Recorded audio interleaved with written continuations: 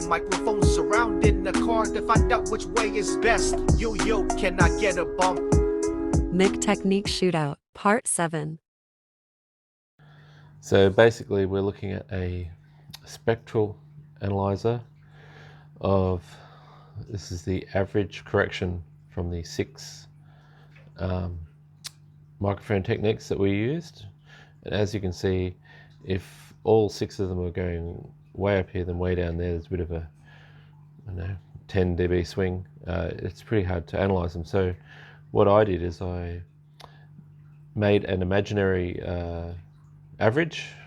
Well, it's not imaginary, it's the actual average, and then I ran them all through a secondary correction so they all appear to show their relative differences to each other. So they all include that big correction in that top end, but now we're only looking at the relative differences between the microphone techniques. And if I then put the average up for you, that's that pink line that's flashing right now. So anything below that line, that particular microphone technique was actually turning down that frequency range, and anything above that is turning it up. Yeah, so some interesting things we can look at. We can actually just highlight each one at a time with this pulsing graph trace. As you can see, the Alpine all-of-cabin method, probably just due to its very nature that it is whole-of-cabin, is showing a very close conformity to the average. It's because it has more sample areas than the rest of them. And then we look at centerline. It conforms pretty well. It follows basically the Alpine until we hit, say, this 270, and that was underneath, and then above at 150, 160. And we look at some of the others. We have ear to ear, and then in front of face, wiggling ear to ear. It showed a little cooler, or it turned down the most out of them all from a high shelf from, say, 5K 220, and a lot more ups and downs in the sensitive 1 to 2K region. So 4 dB swings there, a couple of 2 dB swings there. Remember this, when I say swing, that's just swing to an average. So it's a hypothetical swing. Who knows, that might be 100% correct. So I'm just showing you all this for curiosity's sake. It pulled down the most in the, say, the 200, or going to that 150 to 200, and it produced the most amount of 60 to 70 hertz, or 50 to 70, even through to 80. There was another one that did that also, and that was my ears are freaking lasers. Now, as you can see, ears are freaking lasers also had this turning down of the treble, because I actually literally stuffed the microphone into the tweeter recessed area. It did a dramatic 2K sculpt because the mid-range is also in that pod. It looks quite linear compared to the average through 100 to 1K. A little suck out there at 90 hertz, and quite interestingly, because the average was in this ears are freaking lasers, the average was predominantly this high end. It wanted to boost the low end very significantly up to 10 dB higher than the average. And when I was listening uncorrected, because I had a listening test uncorrected and I had a listening test corrected, which is everything was EQ'd to the mean or the average. So I would still hear this yellow line as opposed to a wiggly line difference. So you know what I mean? So the strength in numbers was, I guess you could say, a good way for me to hear these smaller 4 dB differences in the tunings, but this one still had a warmth in this 40 and below. And moving right along, we had the 20 centimeter is basically the unseated ear to ear, the 20 centimeter unseated. For some reason, with the human body not present, let me just turn off all these other ones.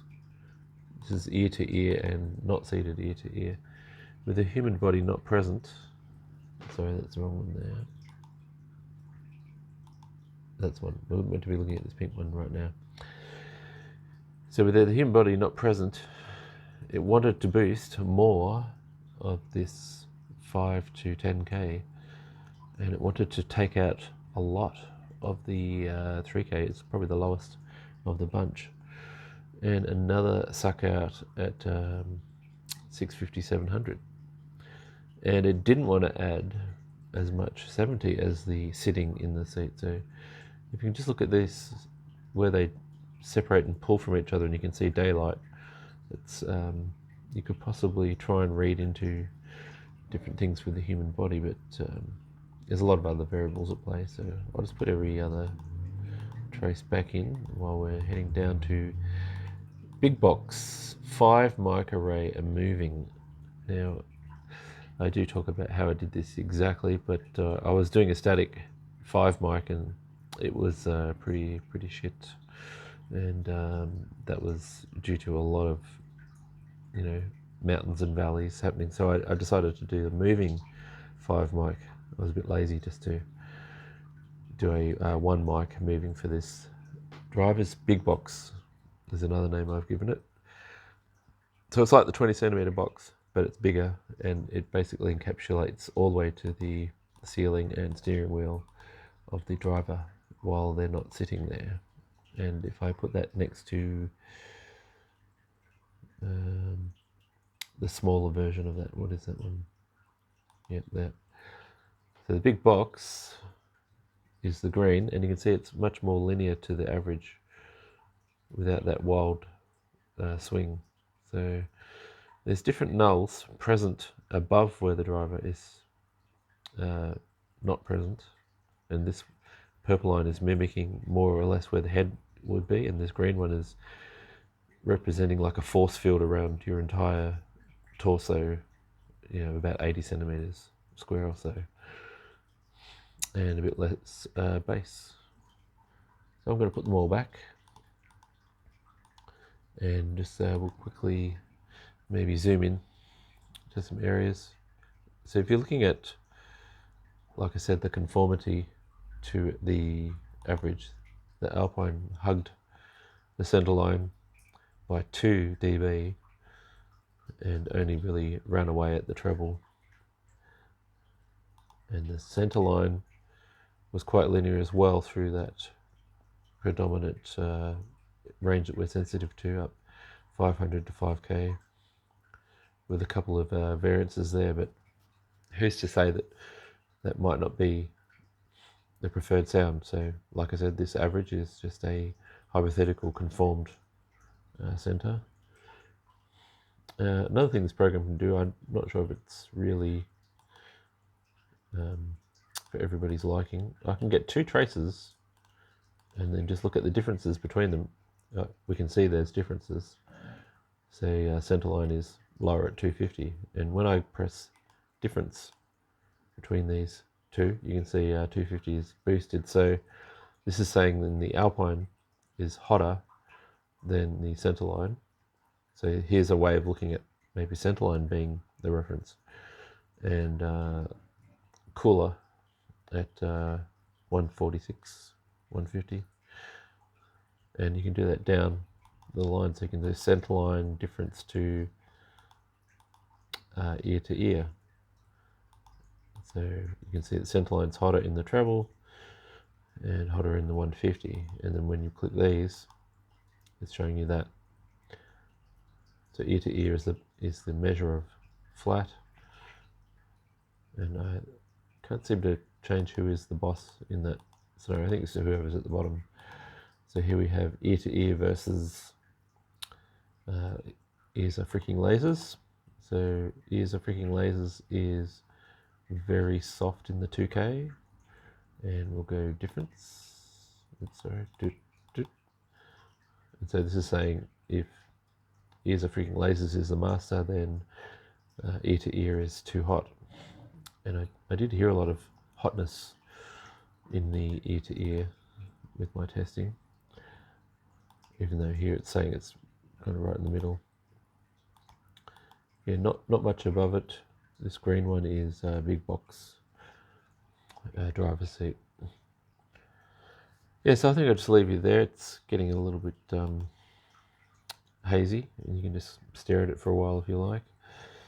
The interesting thing, I actually came up with an idea. This is just for those of you who have made it to the end of this video.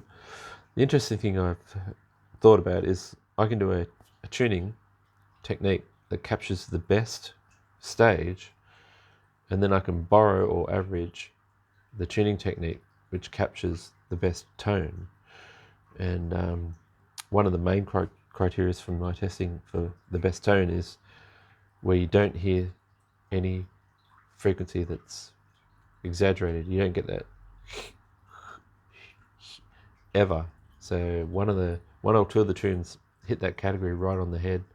And if I was just about to announce it in some other video, one of these two, and honestly I haven't really picked. I thought one was better than the other. Alpine and Centerline have the best tone, so I could get an average of those two, or do another mic technique shootout where I try a 5-minute capture instead of a 30-second capture and all that sort of stuff. But yeah, I can get this tone and add it to, or get that one's tone and add it to that one's imaging, because we've only been looking at the mono summed output. So I could do all this analysis on the left and the right, but I think my brain would explode, and yours would too. All right, catch us later, guys.